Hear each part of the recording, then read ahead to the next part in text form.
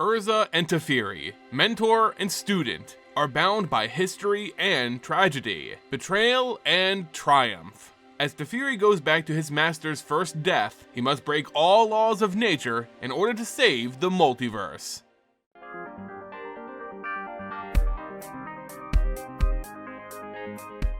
Hey everyone, Simon here for the Either Hub, bringing you more Magic the Gathering lore. Today is the finale of the Brothers War story here on the channel. You'll notice this video is a bit longer than the rest, and that's because the main story and the side stories sort of collide at the end here, so I'll be covering both of them and laying them out chronologically for you guys. And I use the term chronologically kinda liberally because we are dealing with time travel after all. To give a refresher, the heroes of the Gatewatch have sent out distress messages to the far corners of the multiverse, calling out any potential allies to aid them in the fight against New Phyrexia. As heroes bleed to defend Urza's tower, inside, Teferi undergoes a dangerous mission through time to unlock the secret of the Sylex's use. He has to use clues throughout history to guide him to that exact moment, while Planeswalkers struggle to keep the Phyrexians at bay.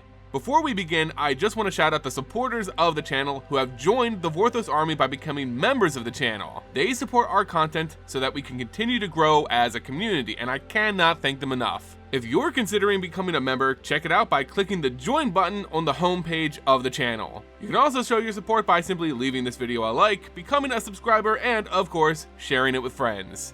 Now let's get back into the lore with The Brothers War Chapter 7, Exodus by Reinhardt Suarez, with included excerpts from As Cruel as Necessary by Miguel Lopez and Jeff Grubb. Nissa sat at a meeting table at Urza's tower, where Chandra was informing everyone that Innistrad and Amonkhet were shoring up their defenses and sending their civilians into hiding. The multiverse was preparing for war, preparing for the coming Phyrexians. Jace Beleren had been recruiting more to help their cause, and Tyvar Kell, a prince of elves on the plane of Kaldheim, who seemed to be allergic to shirts, had answered his call. When Jace and company were all gathered, they would come to the tower and rendezvous with Teferi, and then make their way to New Phyrexia, while Chandra Nalaar would wait at the tower with Liliana Vess as backup.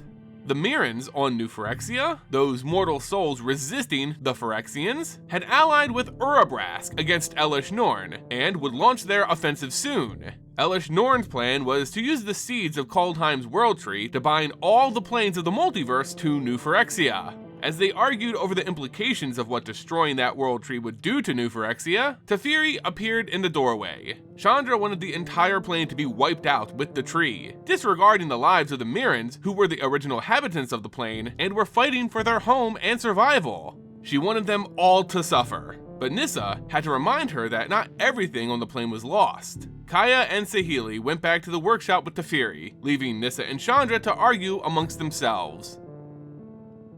Teferi had been testing for a month with Saheeli and Gaea. They would plant secret phrases for him to find, gradually going back in time farther and farther, making sure nothing was changed by the presence of his spirit. Gaea was his medium. She was in his head, able to transmit information to her without returning to his physical body or current time.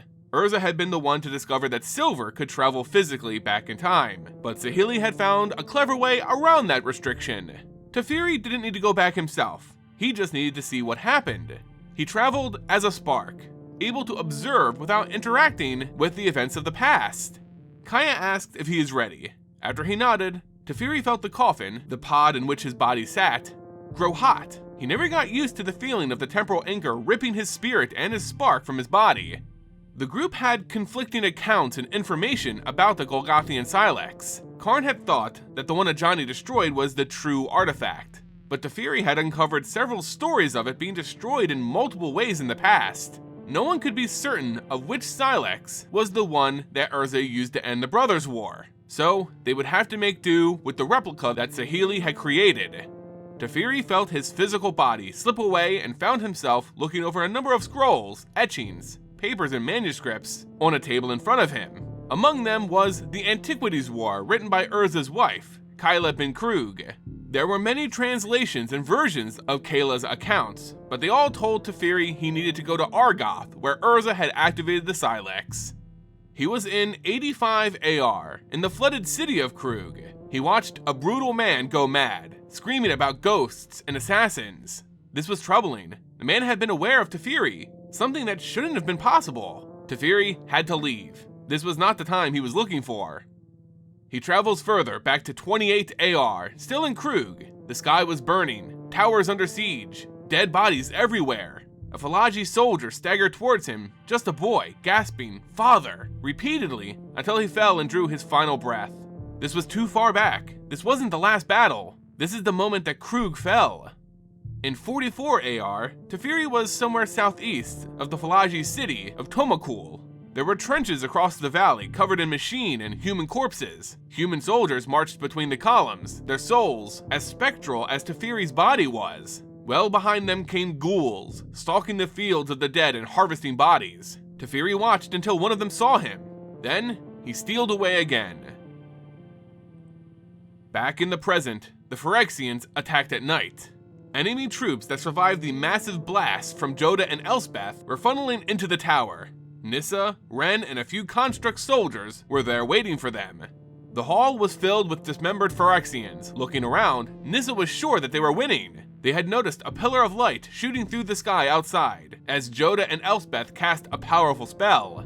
By the look of it, Nissa had no idea the two planeswalkers lived or had been consumed by their magic. All she knew was that she needed to protect Teferi at all costs. Inside the tower, Teferi was out of the coffin for a short time, eating and drinking coffee with Saheeli and Gaea, resting from his latest expedition. They told him the Phyrexians were close, that Elspeth had barred the door when she left to command the troops defending the tower. He saw it, like a scar or ink spilled on a page, where time had been blotted out, concealed to him. He believed he had found the exact moment the Sylex was used. He knew that's where he would have to go, but Saheeli wasn't sure if the temporal anchor could keep sending him back so many times. She knew how machines could break. She did not know what would happen to Teferi's body and spirit if the anchor imploded. She could only assume that he would die. Without a word, Teferi slid back into the coffin. Gaea closed the lid, and with the signal, Teferi slipped away into the darkness again. This time he arrives in the year 63 AR. Urza sat cross-legged with the Sylex on his lap. Blood gushing from a wound on his forehead filled the carved runes inside of it. Teferi was busy transmitting all of this data to Gaea, and Saheeli was listening, taking notes. Mishra, who was now fused with a dragon engine, had recovered from an avalanche and was charging up the hill towards Urza. Urza looked at his brother's face, half torn from his metallic skull, and wept. Maybe the Sylex was triggered by some sympathetic resonance. Maybe it took more than one person to set it off. Maybe just heightened emotions, or the proximity to Phyrexian technology, or tears. Teferi knew Urza to never cry, but here he seemed so human. Mishra had reached the top of the hill, a triumphant grin on his half-flesh, half-steel face. He was screaming something, and then a flash from the Sylex. Teferi returned to the present, 4562 AR, coughing and trembling. He rested but a moment. He had to go back. The process wore on Teferi, but he knew this was hard on Gaea too. As long as he had already discovered it, he was able to go back to any specific point in time. Now, with the Phyrexians at their doorstep, he had found the moment he needed to go to. Teferi searched in the darkness for the blot of ink in the timelines and plunged through, back at 63 AR. A black sky, oil-slick waves crashing on the beach, pulling dead bodies onto the sand. Two giant constructs were collapsed across each other. Littered around them, metal ruins twitched. This was the last battle on the island of Argoth, moments before the Sylex blast. Phyrexianized Mishra laughed, Urza wept, and the Sylex flashed. Time froze. Teferi knew that commanding time was a dangerous power, one he was careful to wield, but he still didn't know how Urza activated the Sylex. They simply took notes and made guesses. There were far too many variables to duplicate. He would have to align his time with Urza's, though it carried with it a terrible risk. Teferi knew that Urza did not die when the Sylex detonated, but that didn't necessarily mean Teferi's spirit would survive the blast. The Sylex was more than just a bomb. Every important event came after this moment. Teferi's family came after this moment. He stopped holding back time. The multiverse tore open. Everything came after. What remained of Urza's tattered body still sat cross-legged on Argoth. The Sylex on his lap was filling with light, frozen in bloom. Then blank nothingness in all directions. Teferi walked over and sat across from Urza. "I need to tell you something about the future," Teferi said. your future, my present, it concerns everything. The two, mentor and student, though not here, not now. To Urza, he was nothing more than a stranger in the void, a spirit, a guide to the afterlife, or at least he thought. Urza asked for his name. Teferi brushed off the questions. He had his own to ask. Teferi didn't know if talking to Urza would change anything, or worse, change everything. He had to take that chance. Though most of his flesh was burned away at this point, as time seemed to stretch on to infinity, Urza didn't seem to be in any pain. In the white nothingness, there was a brighter light, Urza's spark. In this moment, Urza would become a planeswalker. As his skeleton began to crumble and turn to ash, Teferi told him that some would call him a god, and others a curse. Urza couldn't smile anymore, but his voice spoke as if he was still whole. "There's nothing I can do to change that, is there?" Urza asked. Teferi tried to explain that they couldn't change anything. Time was already happening. People, in their limited perspective, say that time flows like a river, but that only captures time moving in one direction, forward. Teferi told him that he, Urza, would fight the Phyrexians for the rest of his life. "Is that what they're called?" Urza asked, as light crept around the form that had once been his body. The light poured inside his eye sockets, one red and one green. Urza was being remade. "You lose," Teferi said. "The Phyrexians win. You fight them for millennia, but they always win. Activating the Sylex would not grant peace, but only unleash an even greater war. One with an unavoidable trail of ruin, one that would stretch across thousands of years and claim countless lives on thousands of worlds." Teferi told Urza that the Phyrexians were back in his time, threatening the multiverse, about how Saheeli had remade the Sylex. They just needed to know how to use it. Urza sat back down, picking the Sylex up again. His body began to fall away once more. Then, the Lattice of Light rebuilt him. Teferi remembered the power that Planeswalkers had before they gave it up to mend Dominaria, a power that Urza would possess now. The body was only a vessel for the spark. "I held it like so. I let the blood from the cut my brother dealt me fall into it," Urza said. "I felt the weight of Terrasar on my heart." He thought for a moment. Urza explained in detail how he held the artifact, felt it, his feelings, his grief, mourning his brother, how he used meditation techniques that he had learned from a mage, someone who could actually perform magic, Hercule. Teferi understood. There was no spell, no ritual or secret mechanism. Hercule's meditations were well documented and understood. The trigger to detonate the Sylex was a person. "I think our time is up," Urza said. Cracks spread across the void above them. Numberless fingers began to probe. "Will I remember this?" Urza asked. "No, I don't think you will," Teferi replied. "Time for us is a lake, and it just becomes part of the river again." "I thought as much." Urza stood. Urza looked at Teferi with his eyes, one glowing red and the other green. "You never told me your The void broke, and dark rushed in. Teferi traveled to 64 AR, where Terrasar was silent. 5 years later, on the southern coast, debris of giant trees and boulders washed ashore, the remains of Argoth. Urza found a large metal box among the wreckage and slid open the lid. Inside, his apprentice Tano sat up, gasping for air. The younger man caught his breath, looking around at the devastation. He had been placed in this box to shield him from the Sylex blast, and luckily, Tano survived. Urza told him that it was over. Mishra was dead. The world had changed because of what they did. Tanos rubbed his arms and legs. The coast was colder than he remembered in his youth. Urza needed to ask something of his former student. "I want you to go west, find the remains of the Union, the scholars of the Ivory Towers. Tell them what happened here. Tell them what we did, and what we failed to do. See to it that they don't do the same. I trust you to do this." Urza, though his eyes showed age beyond their years, somehow looked younger now. His hair was blonde again, and his shoulders were straighter, as he told Tanos that he was going to go away. He wanted to think by himself, where he could not harm others. Urza shook his head and said, "There are places far beyond the lands of Terrasar, far beyond the world of Dominaria. When I poured my memories into the Sylex, I saw them. I see many things that I had never seen before." He looked at Tanos with his gemstone eyes. The Might Stone and the Weak Stone were reunited at last. Then, his eyes were normal again, as his form began to fade from view. His final instructions? Go and tell his wife, Kayla, to remember him not as he was, but as he tried to be. Urza faded from Dominaria. Thanos turned to walk inland, being greeted by the first chill wind carrying flakes of snow. Back on present-day Dominaria, Nissa and Rin were headed to Saheeli's workshop, but on their way, they heard explosions overhead. Ren remained on the first floor while Nissa ran up the stairwell to the makeshift thopter hangar. From there, Nissa looked to the east, to the wild fields on the outskirts of the city of Argivia. There, the watchtowers had come to life, spraying the sky with electrostatic bolts. The defenses they had built were activated. Emerging from the haze were thousands of knights. Above them flew something that might have once been an angel, but no more. A winged monstrosity wearing a hulking pyramid of bones as a helmet, atop a body that was a mass of bunched red muscle, casting a protection spell over the Phyrexians on the ground below.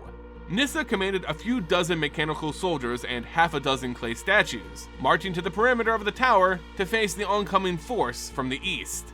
Nissa reached her consciousness out, calling to Dominaria to defend itself. She called out to the elements of the earth and air, inviting the spirits of the plane to inhabit bodies made of dirt, rain, and wind. Air currents began to stir, while earth between the armies bubbled and churned. The spirits recoiled at her presence, something Nissa had never experienced before. Something was wrong. The ley lines were tangled, possibly on purpose. If nature would not answer Nissa's call, she would have to march into battle with machines at her command instead. Certainly a fighting force Nissa wasn't accustomed to. She unsheathed her thin, tapered sword from her staff and ordered the machines forward to defend the tower. The armies clashed.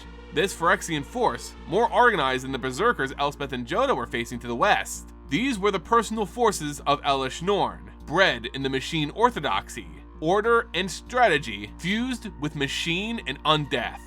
The Phyrexians worked together and quickly figured out the best way to dispatch the clay soldiers. Ren had arrived and was trying to use her internal fire to create a flaming corridor to split the Phyrexians into vulnerable pockets. But she couldn't maintain her powerful spell and defend herself at the same time. Nissa fought with her sword and simpler spells, sucking the Phyrexians' feet into the mud where they could be easily finished off. She yelled to Ren to help her take down the flying general, one that was still weaving the protection spell over top their army. Nissa pressed her hands into the trunk of Seven, imbuing it with strength. She tapped into the inferno within Ren that Seven helped maintain, letting her life force intermingle with it, creating a new ley line.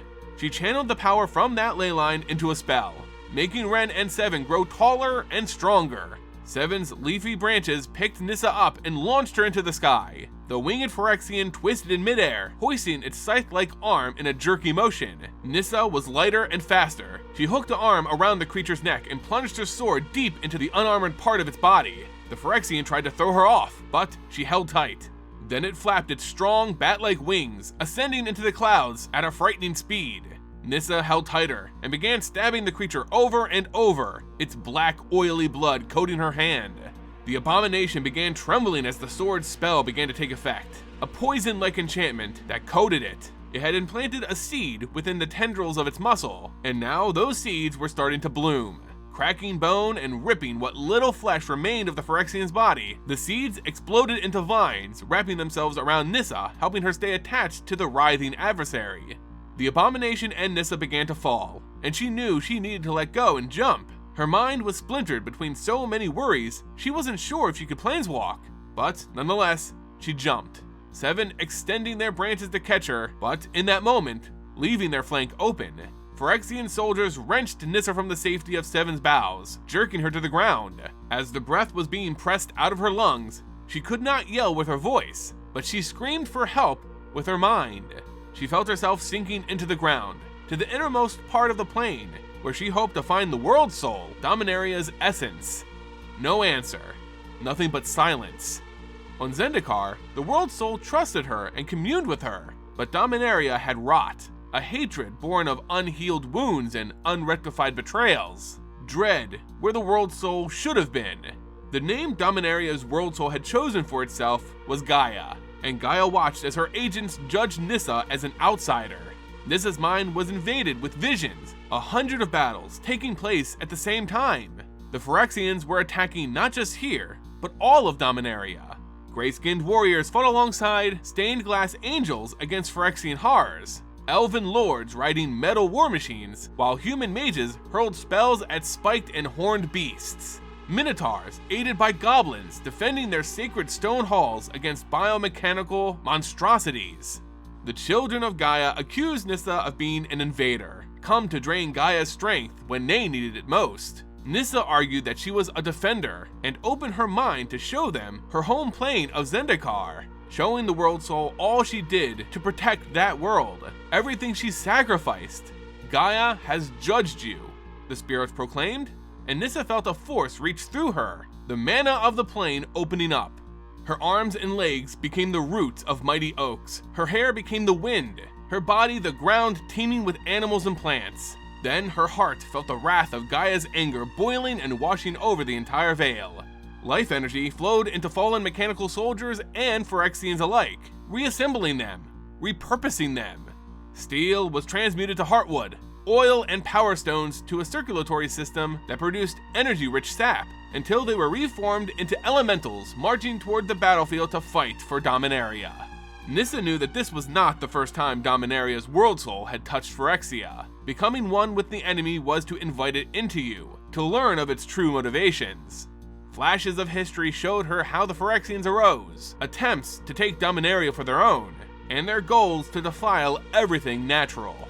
Then, all at once, an agony flared through her body. Hatred and anguish she had never thought possible was emanating from her heart. She was still on the ground, bone-white Phyrexian appendages seizing her. Nissa willed the ground beneath her to churn and strike at her attackers. The elements listened this time, earthen tendrils pushing away the inorganic limbs grabbing at her. Nissa stood up to see Gaia's protectors pouring down from the tower, crushing into the remaining Phyrexian forces. Ren and Seven strode to her, swiping enemies out of the way as they went, and scooped Nissa up.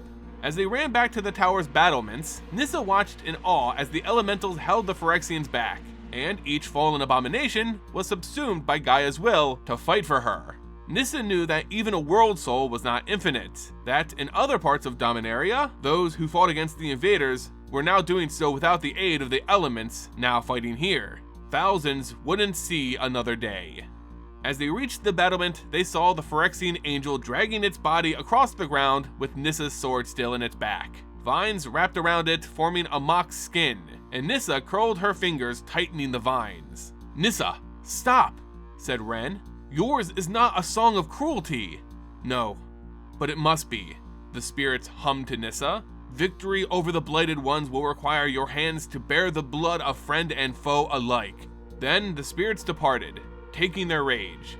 Nissa looked at the broken Phyrexian on the ground in front of her. No matter how defeated it was, glistening oil was still coursing through its body, the seed from which Phyrexia could always emerge. Gaea showed her what the disease did if left unchecked. They invaded, subsumed, transformed, and then feasted. Maybe the same was true for Ajani, for Karn if he had been turned, or anyone else who fell to Phyrexia. When the time came to protect the multiverse, she would have to do what was necessary. She closed her eyes and clenched her fist as tight as she could. The vines around the Phyrexian's neck obeyed her command.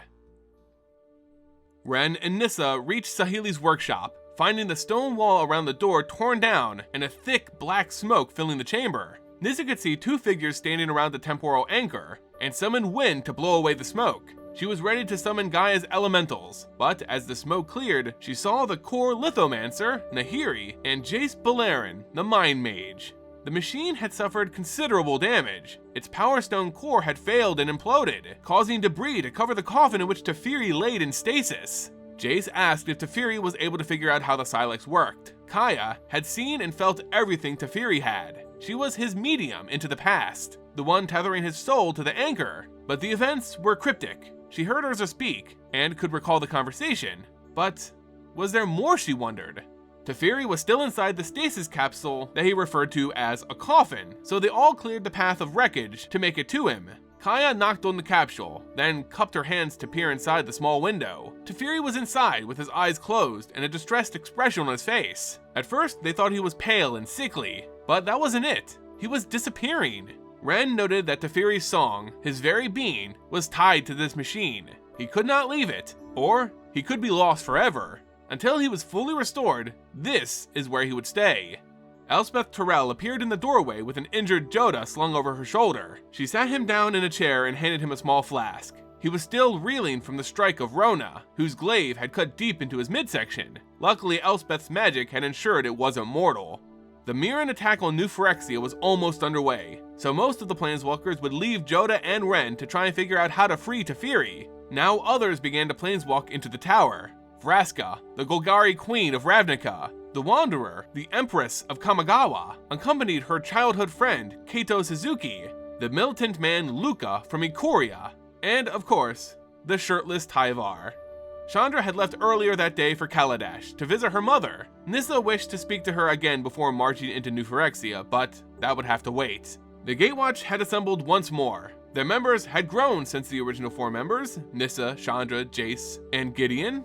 Nissa watched all the others with her in the room. Friends and strangers from multiple planes assembled just as the desperate people of Dominaria had come together, overcoming their differences and forging a united front. There was something beautiful in that, something Nissa had not considered. The struggle against the Phyrexians was not only for the Gatewatch to undertake. All beings that hoped for a future had to decide to fight alongside those who would have been enemies, or let Phyrexia turn the multiverse into a bleak wasteland. This is what Nissa sought as she looked at Nahiri, someone who she had just fought on her home of Zendikar. They disputed on the best way to heal their broken world. Nissa had come out on that conflict, and still, Nahiri had arrived, all the same, looking to protect the multiverse. Everyone going to New Phyrexia gathered around Jace. For the life of every plane, they would all keep watch. Teferi awoke on a beach, laying in the sand, feeling it sting his eyes. A crab scuttled across his left hand. He felt it. Teferi sprang to his feet. He was no longer a spirit. He felt rested but confused. He wasn't in the temporal anchor. Teferi looked across the coast stretched out over the horizon. To his left rose a rocky cliff. To his right, the beach stretched on. He tried, but he couldn't connect to Gaea or the temporal anchor. He couldn't go home. He could only hope that they had gotten what they needed from his conversation with Urza. He struggled to remember. He had already begun to forget. This was no time to panic. This was just another obstacle. He looked across the sand and saw footprints where people had treaded. If there were people here, there was hope. Teferi stood up and started to follow the footprints inland. And there you guys go, the finale to the Brothers' War story, the events of the past intermingling with the current war against New Phyrexia. How history is teaching us the means in which to defeat one of the greatest evil forces in Magic the Gathering. Now, with this story, we have a lot more set up for the following stories to come. Obviously, we have loads of new characters answering the call for aid, some friends, some foes, but all fighting for their own reasons, which are still yet to be known. The most shocking is Luca, at least to me, because he's been on the evil side of stories for the last few sets that he's been a part of. Now, I wouldn't describe him specifically as evil per se, more like easily duped into evil ideology while believing it's actually an okay take. But still, we don't know why he came or why he's fighting. I wouldn't be surprised if he's already a sleeper agent, honestly.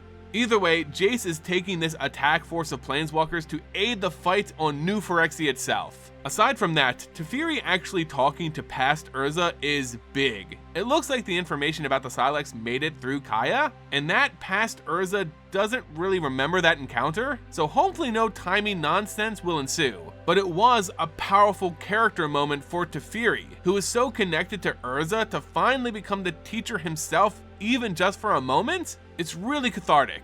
Still, Teferi's spirit seems lost on the same beach Urza had once stood talking to Thanos. At least that's how I interpreted the epilogue. What do you think? What's your explanation for that mysterious ending? Let me know in the comment section below. Again, I just want to shout out all the supporters of our channel who have joined the Vorthos army by becoming members of the channel. They support our content so that we can continue to grow and make it just for you guys. And really, we cannot thank them enough. If you are considering becoming a member, check it out by clicking the join button on the homepage of the channel. You can also show your support simply by leaving this video a like, becoming a subscriber, and of course sharing it with your friends. It all goes a long way in helping us grow, guys.